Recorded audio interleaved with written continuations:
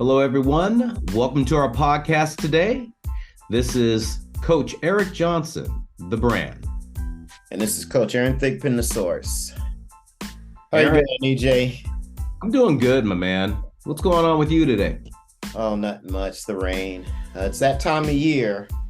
Yep. So, got a lot of my spring sport athletes who've been put in a lot of time over the winter and done their off-season training, some more than others. But that moment of truth is coming to a lot of these guys. It's tryout time. Yeah. Whether you're a little leaguer or even our big leaguers like Robert Stevenson.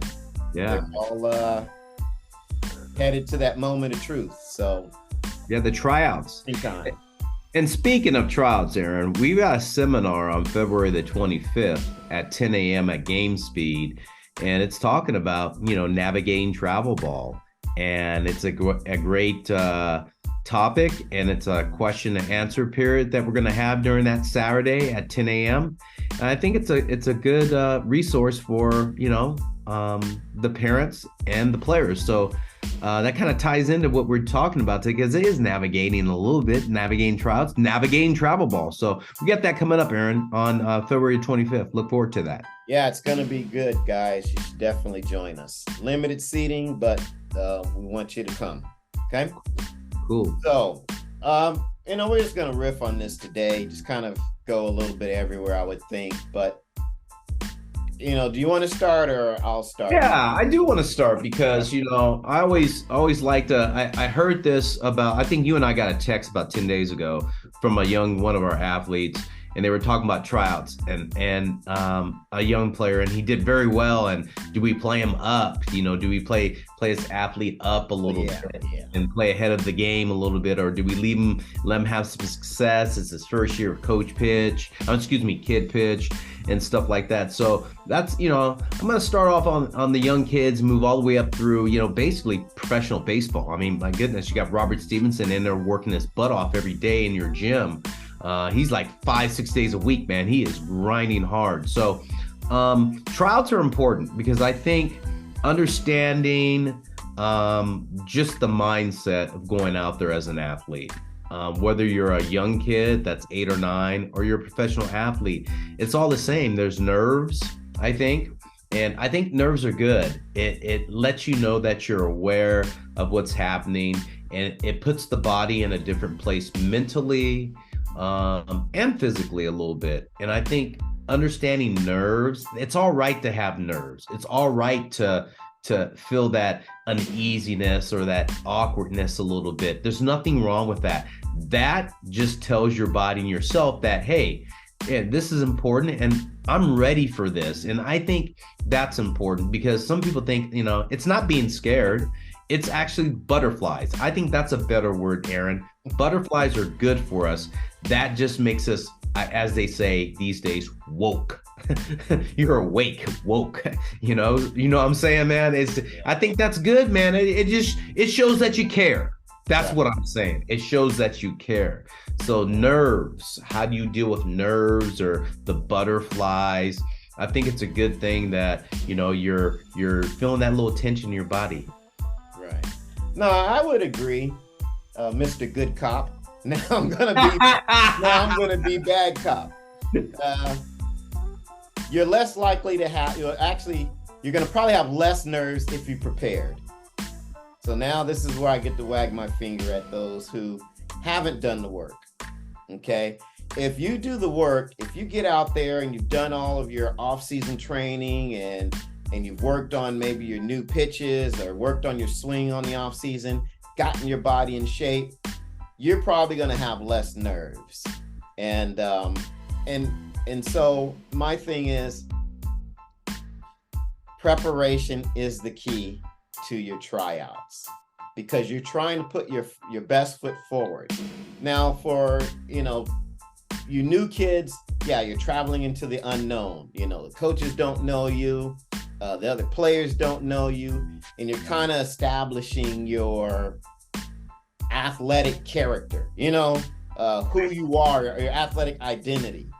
And so you should be ready to put your best foot forward, whether that means, it's through hustle, whether it means, through paying attention to what the coaches are saying and instruction, from arriving on time, having all your equipment, all of those things make up your athletic identity, and at least is the initial impression you're going to give to the coaches and your fellow athletes.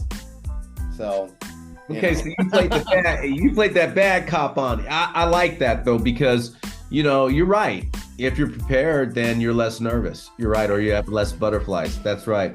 I think in tryouts and being a coach, Aaron, and still active in the coaching industry, and as I go and evaluate baseball athletes, I look at their demeanor, how they carry themselves, how they carry their bag, their interaction with other athletes.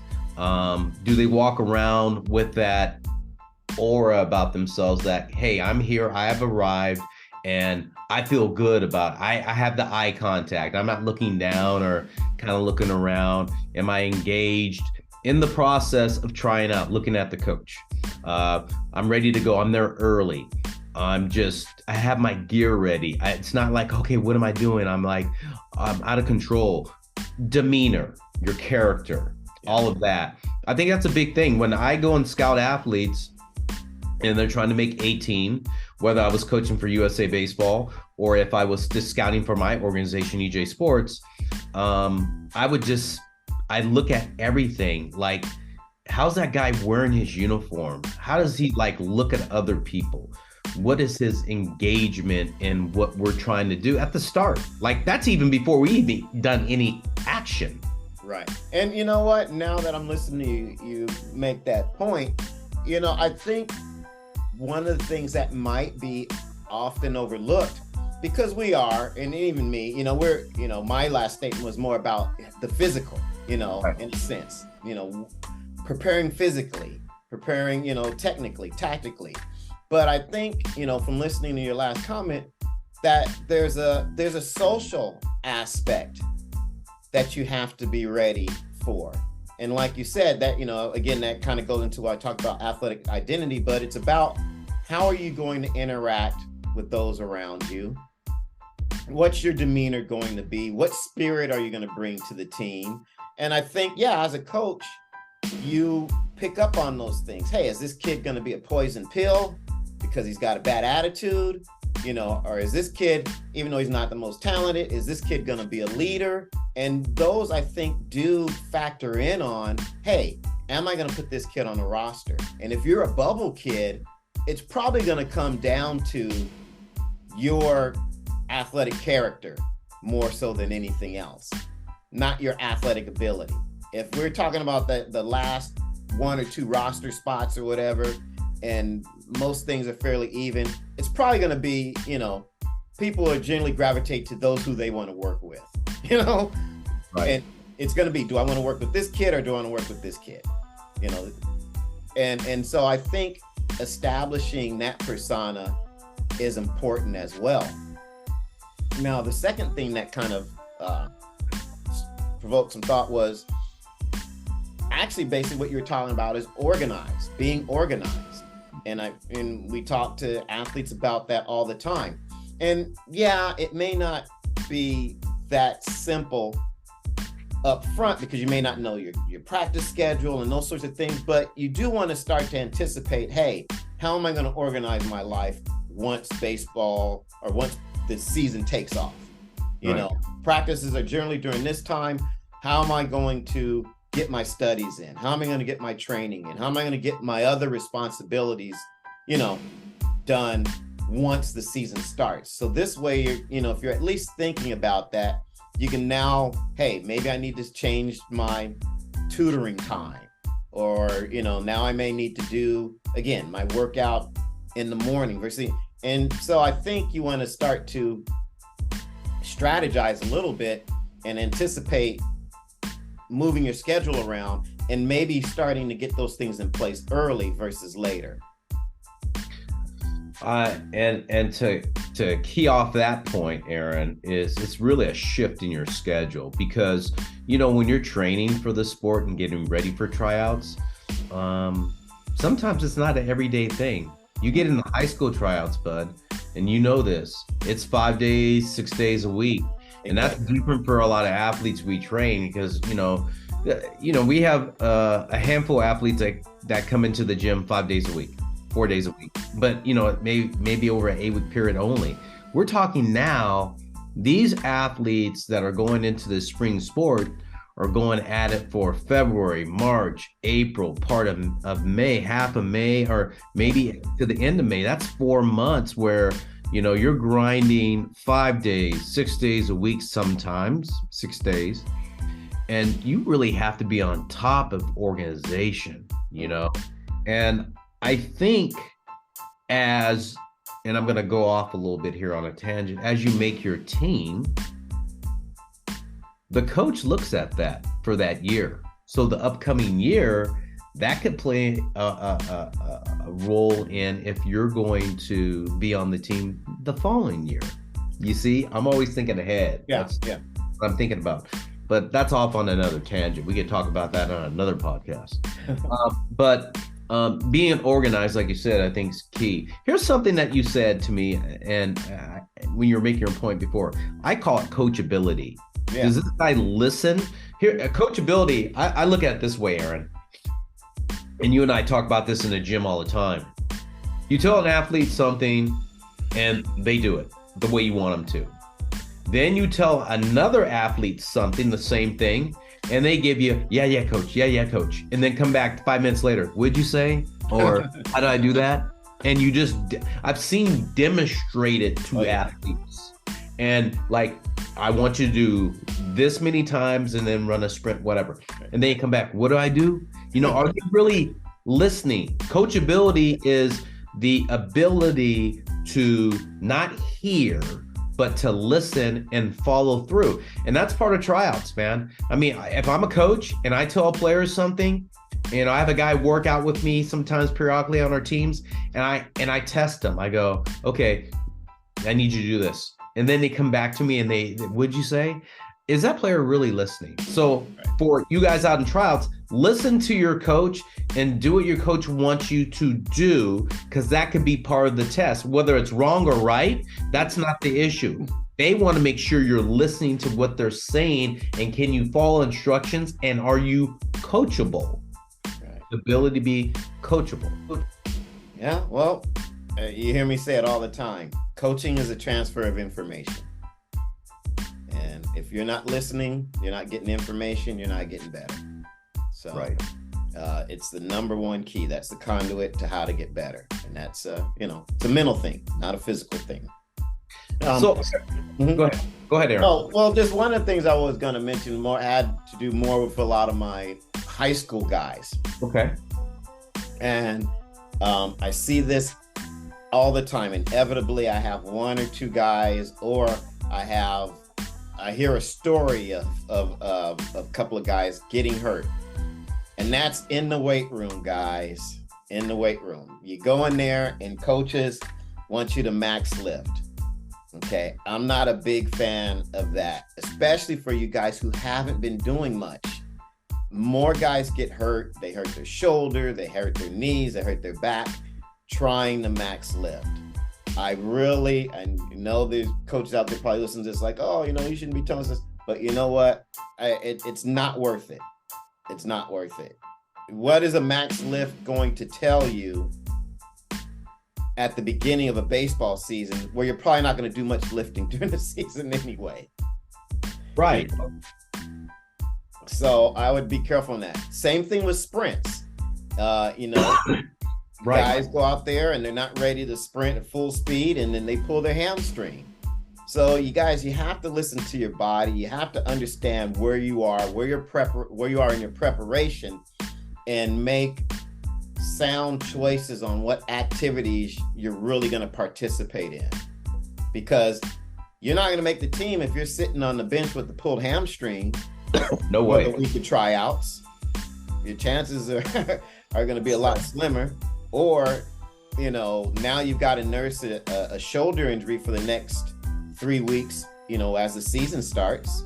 It's not a great way to start your season. So, I get the zeal to want to prove yourself in front of the coaches and your teammates and those sorts of things, but you also kind of want to take that, be a little more responsible about how you're doing things. Aaron, I want to, you said something to me that made me think. Why do people max lift? Can you explain that to me? Yeah, the basics is really just most coaches want to get a baseline of where an athlete's at, and then you max lift either periodically or towards the end of whatever your training cycle is, so you can kind of see the growth. But the growth is more in, at least in my opinion, is in your max lift. And so for sports other than powerlifting and weightlifting, what does that really tell you? Okay, you've gotten stronger, but you've only gotten stronger at that. Well, most of us aren't weightlifters, powerlifters. We're athletes. Right. So that doesn't necessarily tell you that ability is going to transfer onto the field, onto the track, onto the court.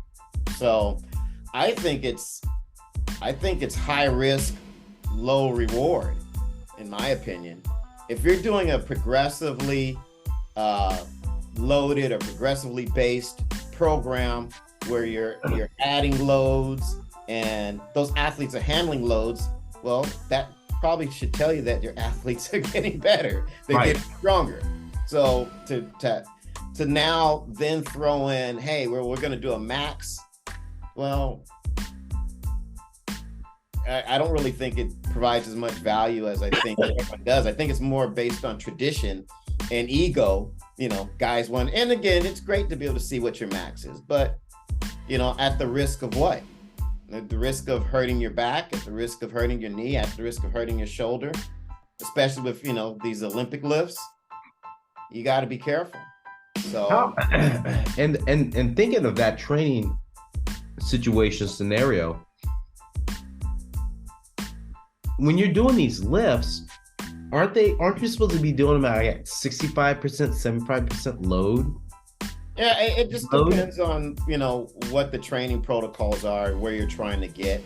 Because certain athletes need to build strength, certain athletes need to build endurance, some athletes need to build power. You're going to use different modalities for that. You're going to use 3 sets of 10. You're going to use 4 sets of 5. You're going to those sorts of things. But like I said, to kind of have that day where you're just kind of going all out, you got to do that with caution. And I would probably do that if I was going to do that with athletes who are seasoned. I wouldn't do it with freshman athletes. I would do it with athletes who've probably been in a program at least a year or two and have some physical maturity and have the training IQ to know, okay, this is where my limit is versus trying to, keep up with others or try and impress others in the gym. So I just don't think it's worth it, especially, when you first come to a team and you're trying out and everyone's in there and you got everyone's shouting and going on and you're trying to do something that you really haven't been prepared to do, and your form gets bad and maybe you're fatigued and then boom, something bad happens. Yeah, I always wanted to ask you that because I never understood that as I see baseball athletes do this. And it's an old school in me and it's a new school in me too, but I don't understand the max lift. I remember when I was training, Aaron, I was getting ready for spring training or tryouts. I thought there was a risk of me getting hurt. Yeah, exactly. By doing something like that was, crazy, especially if I was like a week or 2 weeks out. I was tapering down my workouts, if anything. Yeah. So I would be kind of fresh. I'd still lift and all that stuff, but I'd be tapering down slowly and concentrating on something that I think athletes don't really concentrate on, flexibility. Yeah. Or movement of their muscle groups so they are prepared for a tryout. Yeah. I think the one thing that happens to athletes, and I'll talk to baseball, is the first day of tryouts, you get 3 ground balls, and then the next day you may not get any ground balls. And then the third day you take infield, outfield. And the fourth day you scrimmage and you're an infielder and you've gotten 3 to 10 ground balls in 4 days. So I tell the players in tryouts, just because you have tryout that day doesn't mean you don't, you don't stop doing your work or your routine. You still have to do your routine. Maybe you stay after the tryout and take extra ground balls. Yeah. You still have to work. They think, okay, I'm at the tryout, I'll just do what they do in the tryout. Isn't there a work factor during that tryout, Aaron, if you're not getting enough work, that you still need to do your routine and you still need to do what got you there? I think athletes forget about that in tryouts. They just do what they tell them to do that day and they go home and they said, okay, that was it. Can you talk a little bit about that? Because that drives me crazy. I go, but didn't you stay after and do your work? Yeah, I mean, I get it because, athletes, you establish this routine and then all of a sudden for 2 weeks, it's just thrown into, it's thrown out the window because now you're following someone else's routine. And so, yes, if you're playing the long game and you're talking about, hey, tryouts are just a moment in time, I still need to be good after tryouts, whether I make the team or not. Right. Then you've got to say now, okay, and that's part of that, maybe that anticipation of where we talked about managing your schedule and getting things, handling how you're going to keep everything moving, is saying, okay, well, practice from this time to this time. I'm still gonna, maybe I'll get a hold of a buddy and we'll do some ground balls after practice is over, so I can still get my reps in. Or we're gonna do some swings after, practice, or maybe you're doing them before, earlier in the day or whatever. But yeah, you still want to look at, hey, I've still got to continue my development, and even though I'm going through this process for the next week or two, I don't want to lose sight of that. And so, but, again,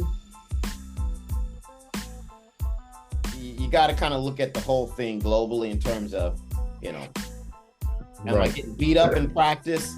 If I am, well, maybe I'm going to have to take that time off, you know, or maybe I do it before the workout so that way I don't sacrifice, my routine. I really think it's important for pitchers. You may have a warm-up routine that is really works for your arm and your body, and then you get into a situation where, hey, well, this is the team's kind of routine for getting ready, and find yourself not prepared. That's when you really got to start to navigate and say, well, hey, you know what?